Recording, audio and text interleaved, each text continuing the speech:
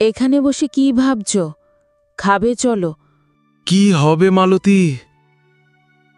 দিনরাত খাটছি, অথচ জমি থেকে কোনো ফসল ঘরে তুলতে পারছি না। যেটুকু ফসল হয়েছে তা দিয়ে তো অল্প কিছু দিন চলবে, তারপর আমরা সারা বছর খাবো কি? এই সংসার কিভাবে চলবে?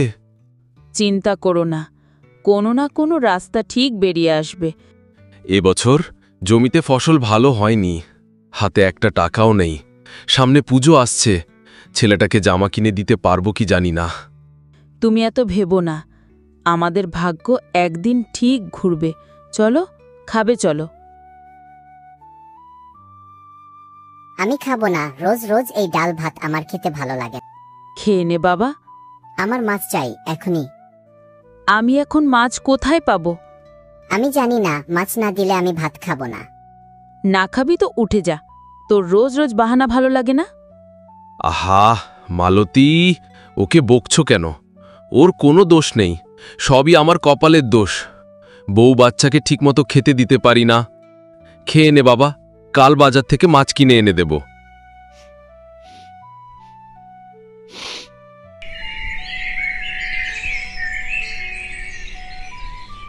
বাবা, আমার নতুন জামা কবে কিনে দেবে? হবে রে, শুধু একটু ধৈর্য ধর। তুই আবার জেদ করছিস? এখন বাবার কাছে টাকা নেই। ঠিক আছে মা, আর বাবার কাছে জামা চাইবো না।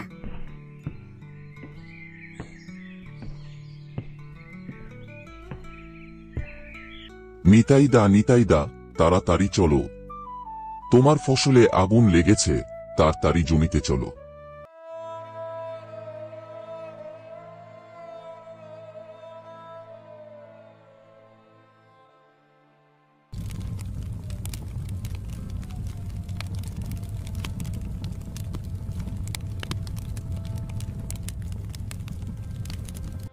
সব শেষ হয়ে গেল। হে ঈশ্বর, তুমি নেই, আমাদের কি হবে? হে ঈশ্বর, তুমি আমাদের ভাগ্যর সাথে কি খেলা খেলছ? একদিন বাজার থেকে ফেরার পথে নিতাই এক অচেনা বৃদ্ধের দেখা পেল। বৃদ্ধের চোখে রহস্যময় হাসি।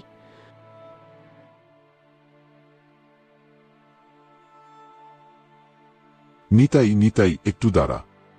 কে আপনি? আমার নাম জানলেন কি করে? আমি সব জানি। তোর অনেক কষ্ট। এটা নে, এক মুঠো বীজ। কাল ভোরবেলা জমিতে ফেলে দিয়ে আসবি। এইটা কিসের বীজে? সময় হলে বুঝবি। পরের দিন ভোরবেলা বৃদ্ধের কথা মনে রেখে নিতাই বীজগুলো মাটিতে ছড়িয়ে দিল। মনের ভেতর সন্দেহ আর আশা দুটোই কাজ করছিল নিতাই।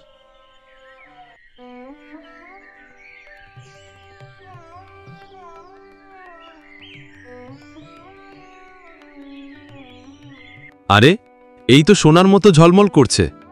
ওরে বাবা, এ আবার কেমন ফসল? ওরে বাবা, এ কেমন ধান? আগে তো কখনো দেখিনি। এ কি সত্যি ধান নাকি সোনা? সোনা হোক বা ধান, আমার পরিবার মুখে ভাত তুলে দিতে পারবো এবার। গ্রামের সবাইকে খবর দিতে হবে।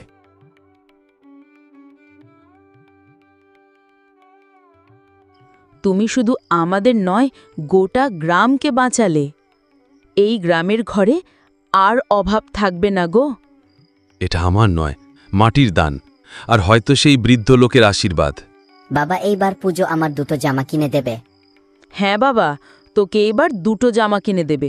তুই এবার স্কুলে যাবি, পড়াশুনো করবি, অনেক বড় হতে হবে বাবা তোকে। হে ঈশ্বর, তুমি আমাদের দিকে মুখ তুলে তাকিয়েছ, তোমার অনেক ধন্যবাদ।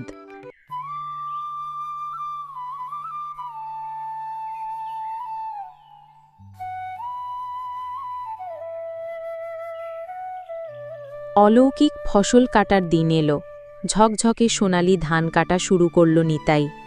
সেই ধান গরু গাড়ি করে বাড়ি নিয়ে এলো। তার বাড়ির ধানির গোলা যেন এক অলৌকিক সোনায় পরিপূর্ণ হয়েছে। তারপর থেকে গ্রামে মানুষ নিতাইকে গ্রামের ভ্রাতা বলতে লাগল। নিতাই শুধু তার পরিবারের অভাব কষ্ট দূর করেনি, বরং গ্রামের প্রতিটা মানুষ অভাব কষ্ট দূর করেছে। গ্রামের প্রতিটা ঘরে সুখ এনে দিয়েছে।